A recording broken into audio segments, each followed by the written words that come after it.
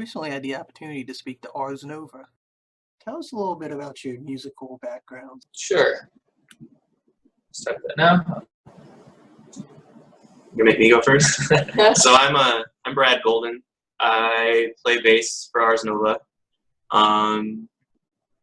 My musical background, I grew up listening to like post-grunge, alternative rock, all the, not most amazing music out there.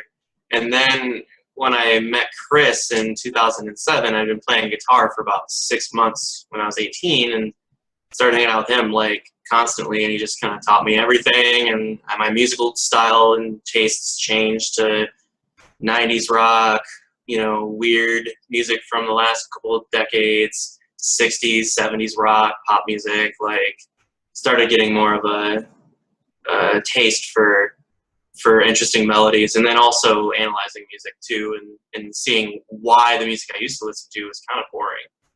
So in a musical standpoint. My name is Chris Foote, known as Anaket online. As a teenager, I was into alternative rock mostly. Huge Nirvana fan when I was a kid. And maybe 5 or 6 years later, I happened to catch a Behind the Music special on the Mamas and the Papas, and became very infatuated with their sound and the sound of harmony vocal groups in general. And so ever since then, that's been I listen to a lot of different styles of music, but my absolute main favorite things are 60s, generally vocal groups, Simon and Garfunkel, Beatles, Mamas and Papas, Zombies. And I ended up going to school for some time for classical guitar performance, at which point I learned a lot about theory and expanded my musical horizons further with a lot of classical music and opera and everything we had to study there in school. And I think the stuff we're doing now is a combination of all those factors. Sure. Well, my name is Kitley Evans. I go by Kit Clock online. I've been a huge music fan, mostly classic rock and oldies. I was just growing up as a huge Beatles fan, like crazy. And I didn't really perform any music until I met Chris a few years ago now, and he basically taught me everything I know about singing and harmonies, and I just love it. I always was interested in that, but I just didn't know how to accomplish any of that without any idea. And yeah, you taught me everything I know, basically. Same with me too. Yeah. I think anybody that knows Chris learns more about music than they ever expected to. Yeah. Can you tell us a little bit about how you came together as a band? Yeah, I've played in a number of bands with the other guitarist in the band, Dimitri. Since we were in high school, we met in 9th grade in high school, and we've been playing in bands on and off ever since. And there's always something that comes up, some kind of personality clash, or I always kind of think of bands as being like a multi-part marriage, and it can be hard, if you spend that much time with people or that involved with them in something like that, it can be hard to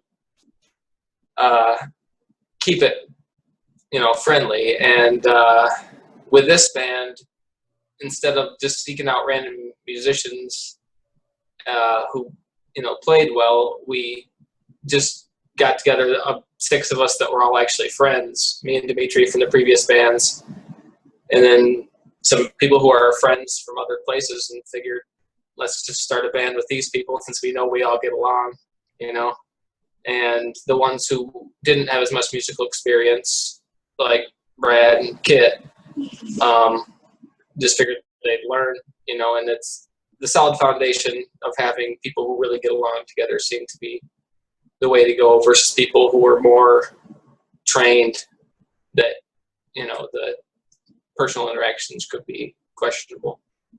You recently released your first EP. Can you tell us a little bit about that?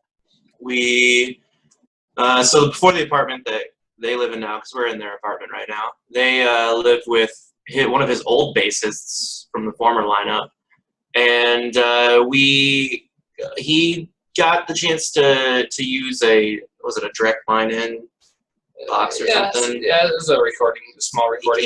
He got to review it for what he does for work online, and so we had like a couple months to record some tracks, and our drummer Cody went over and played on a little tiny electronic kit. It's a terrible kit.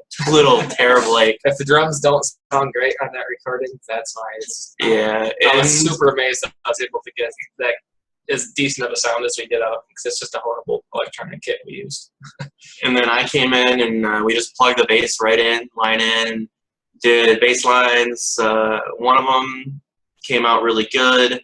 Another one I was just terribly off time on. I'd do a lot of corrections. And then the other one took me, I personally sat there recording it, and like I'd play a part, I'd screw up, I'd pause, I'd go back and record it again. And I probably did it about a dozen times before I think I got a good take on it that I was personally happy with. And then I think he had did Dimitri in to do some lead work, and then him, Rebecca, and Kit worked on vocals. And he was there doing vocals too. I forgot about that.